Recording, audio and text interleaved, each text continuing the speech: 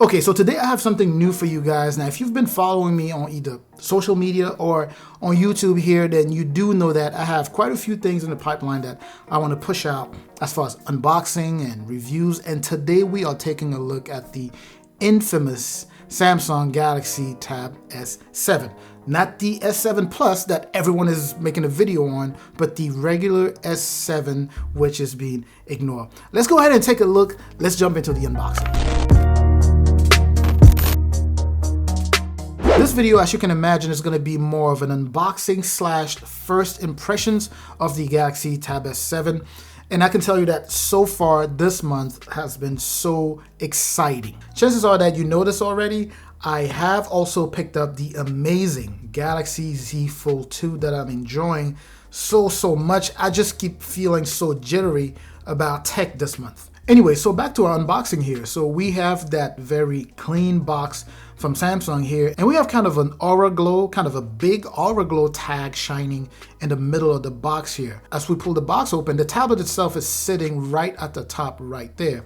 We won't open it just yet, but first let's take a look at what else comes in the box. I think the whole setup is going to be very familiar to me because I've unboxed quite a few of these over the years, but either way, let's go ahead and have a look. Oh, by the way, please do me a huge favor. If this is your first time on the channel here and you haven't subscribed yet, please do me a huge favor and hit both the like and also the subscribe button there. It's a tremendous help and I truly appreciate your support here. Anyways, back to that box as we look at that S Pen. Now, over the years, I've used different types of styluses from Samsung and I've always appreciated how they look and also feel. On a side note here, I've compared some of them, like the one on the Galaxy S6 Lite, to the Apple Pencil 1st Gen, and that particular one didn't feel as premium as the 1st Gen Apple Pencil. Although it did feel better than that 1st Gen Apple Pencil, meaning it didn't feel as premium, but as far as user experience goes, to me it was better. You know, the feedback you got from writing or drawing was just way better than what you would get on the 1st Gen Apple Pencil. But anyways, I digress here. The S Pen is just absolutely fantastic on this tablet, as you can already see it. It's a lot more premium than that of the S6 Lite or even the S6. Anyways, the next thing we have here is the wall adapter, and this is for charging, of course. And speaking of charging, the tablet is loaded with 8,000 milliamp hour, so you are looking at just a power brick here that's gonna last you at least the whole day. At least that's kind of what I'm expecting, but with such a large battery, I kind of anticipate that it's gonna last a little while. Then we have the USB Type-C cable, of course, which was kind of expected. I feel like I have a ton of these in my office now so far. And finally, we have the box that houses not only the SIM ejector tool, as we see here, but it also houses the manual or the quick start guide. I don't even know that I've looked at any of these booklets like ever over the years. Now let's get back to the main course here, which is the awesome looking tablet here. I have to say that I am so excited because I had been looking so forward to this moment, and I'm almost as excited as I was when I was unboxing my Galaxy Z Fold 2. This is just that month for me. So this wrapper here is slightly different than all of the Samsung tablets that I have unboxed in the past. I have not come across one during my unboxing that had kind of the sketch showing you a little about where your S Pen is gonna go like it does here. And essentially it's showing you that it's supposed to go on that black bar that you have on the back of the tablet there. So that's kind of a nice touch there. Not really sure if that's their way of saying that that's the only place you can put the S Pen or the only place I can actually hold the S Pen, but we'll get to find out. I know for a fact that on the Galaxy S6 Lite, you can actually have the S Pen attached to different parts of the tablet from the side or different parts of the back also. But anyways, let's take a look. Oh man, I gotta say this. Samsung has upped its game of premium devices like crazy because this thing not only feels solid, but it also feels really good. It feels also like it costs money. I know I said this during the Galaxy Z Fold 2 unboxing, but this thing really feels like it's expensive. I haven't turned it on yet, but I gotta say that I love it already. It also does have that polished metal feel you get from the most recent premium devices from Samsung. This matte finish on that Mystic color is also just a killer. Okay, so let's go ahead and take a look at the physical features as we are accustomed to doing, starting with the left side of the tablet here. So we have these two matching looking things that I believe play a major role in connecting the tablet to a wireless keyboard or the wireless case. And in the middle here, you can actually see the connector. At the top here, we have the first speaker, then we have the mic, then the second speaker is right there. On the right hand side right here, we have the fingerprint sensor, and right below that we have the volume rocker, and at the very bottom, that's where we will find the micro SD card slot for that storage expansion. By the way, this particular unit is the one with 128 gigs of base storage and 6 gigs of RAM. So this is literally the base tablet of the S7. At the bottom here, we find the third speaker, and then we get up to the USB Type-C in the middle here, and on the other end, we have the last speaker, making it a total of 4 speakers. Now, speaking of that USB Type-C port for charging, obviously that's the way you connect to the computer, and that's also how you get that file transfer going once you are able to access Samsung DeX, which is just such an amazing feature. It literally turns your tablet into a mini PC, right? So you're able to get that desktop you would normally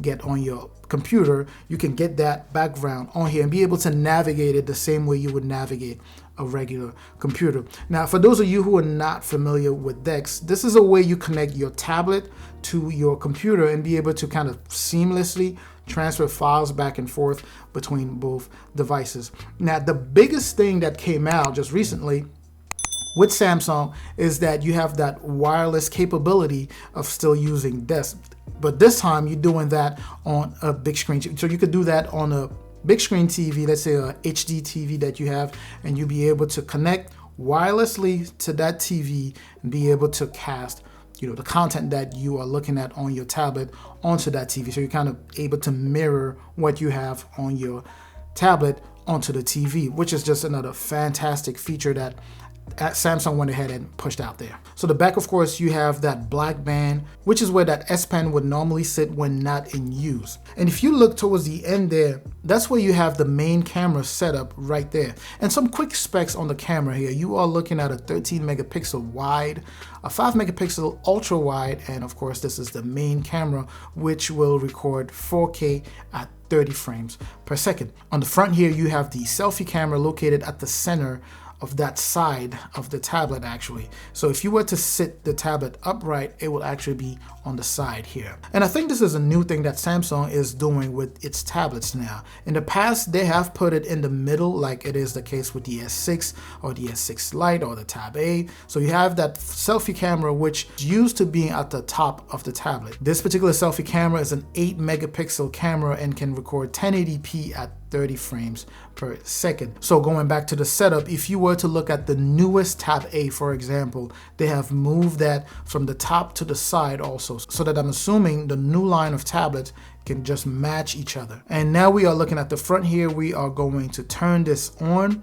and as this is loading, let's go ahead and throw some quick specs about the screen here. We are looking at an 11-inch display on this tablet, and this is IPS LCD, which has already made some people pretty happy, but at the same time it's made other people not so happy. This is another one of those things that is very subjective depending on what you are looking for in a tablet or what you'll be using it for and how it affects battery and all that good stuff. But let me remind you that the iPad Pro is also an IPS LCD. But anyways, so here we have an 83.6% screen to body ratio. The resolution here is 1600 by 2560 and the aspect ratio is 16 by 10. And of course, this display is laminated. It is HDR plus capable with 120 Hz refresh rate, which is one of the things I have been so looking forward to. Now, I've already completed the setup here. So for security, you have different options, anywhere from the face recognition to the fingerprint, to the pattern or password, or even if you want to use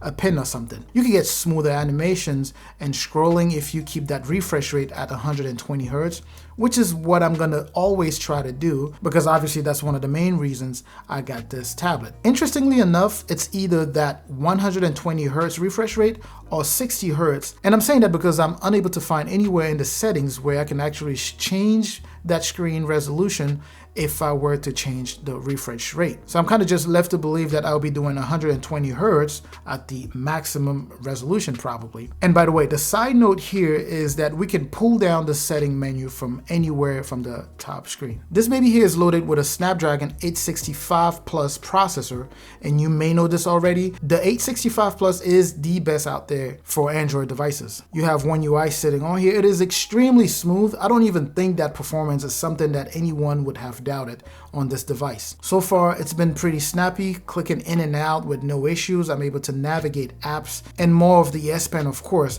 Besides looking so nice, it's also one of the most modern that Samsung ever made. This thing is highly packed with features, and I'm pretty sure that I will never get to use all of them. But anyways, you can use it the traditional way by putting it down against the screen in order to do your stuff like navigating, clicking, or writing, and all that good stuff without necessarily charging. Now, I may need to verify this, but my understanding is that you don't need to charge it, or it doesn't need to have any life or any juice in it if you are going to be touching the screen while using the S Pen. However, if you're going to be doing anything remote, you would need to definitely charge the S Pen. So I need to double check that. Again, I'm saying I just need to double check. I know on the S6 Lite, you don't have to charge the S Pen. It just works like that. So I'm assuming here you have that option where you can just use it the traditional way and have it against your screen to do things or click onto things. But if you need to be doing that remotely without touching the screen, it looks like you would have to use that Bluetooth feature that they have on there, and for that you need to charge the S Pen, which you can do by putting it on the back of the tablet. So it is good to see some of those features available on the Galaxy Note 10 Plus S Pen available on this S Pen as well. So pretty much you can customize gestures as you would like. This is in addition to all of the productivity stuff that you can normally do with the S Pen. Anywhere from signing documents, writing, or sending animated text, and all that good stuff. And this is all stuff that I'm really looking forward to thoroughly test and bring to you guys in a full comprehensive video. So we're gonna stop this video here and call this the unboxing of my newest tablet, the Galaxy Tab S7, and I truly hope you enjoyed this video. I know I made it more of an unboxing journey, so it's kind of long. It's longer than what I typically make or what I typically call unboxing video, but I truly appreciate you sticking with me till the end of the video here. Please don't forget to like, comment, subscribe, of course. As I mentioned, I'm going to bring this into a full comprehensive review and share with you guys. I'm going to catch you in the comment section, and I'm also going to catch you in the next video. Up until then, stay safe out there.